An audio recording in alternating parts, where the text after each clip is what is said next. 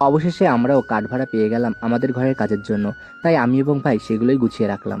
এখন আমাদের ঘরের কাজের জন্য কাঠ দরকার। তবে এর আগের দিন যাদের কাছ থেকে কাঠ ভাড়া নেব তাদের বাড়িতে গিয়ে বলে এসেছিলাম বুধবারের দিন কাঠ দরকার। তবে তাদের বাড়িতেও ঘরের কাজ হচ্ছে। তারা সেই কাঠ নিজেদের কাজে খাটিয়ে দিয়েছে। আসলে আমি বলেছিলাম তাদের হয়তো খেয়াল নেই।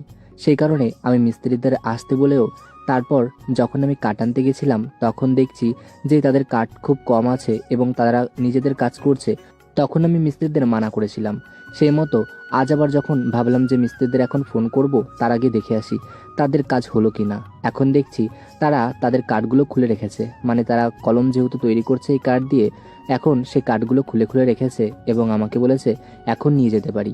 আসলেই এই কাঠের জন্যই আমাদের কাজ এখন বন্ধ আছে এবং কাঠগুলো জোগাড় করা হচ্ছিল না বলেই হচ্ছে না কাজ।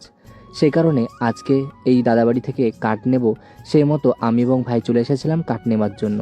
তারপর মিস্ত্রি দাদাকে ফোন করলাম এবং বললাম আমি পেরেক এবং কাঠ সব কিছুই গুছিয়ে নিয়েছি, এখন তোমরা কাল আসতে পারো। সেই মতো কাল আমাদের বাড়িতে কাজ করতে আসবে।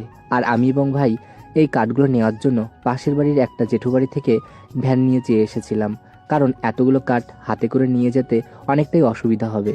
যদিও বাড়ির খুব কাছ থেকেই কাঠ নিচ্ছি, অনেকটা দূরে না, হয়তো দূর থেকে আনলে গাড়ি ভাড়া লাগতো, সেটাও লাগবে না, অনেকটাই সুবিধা হলো। সেই কারণে আমরা সব কাঠগুলো এক এক করে ধরে ধরে ভ্যানে তুললাম এবং বাড়ির দিকে রওনা দিলাম। ভাই ভ্যান ঠেলছে বলে ভেবো না যে ভাইকে দিয়ে ভ্যান ঠেলাচ্ছি। আসলে ও নিজে থেকে বলছে দাদা আমি টানবো। তখন ভাবলাম একদমই তো কাছে, সেহেতু অসুবিধা নেই, টানুক।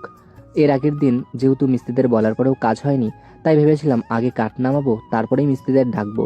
যাই হোক, কাঠ যখন নিয়ে এসেছি তখন সঙ্গে সঙ্গে আমি ফোন করে দিলাম এবার তোমরা কাল কাজ করতে আসতে পারো।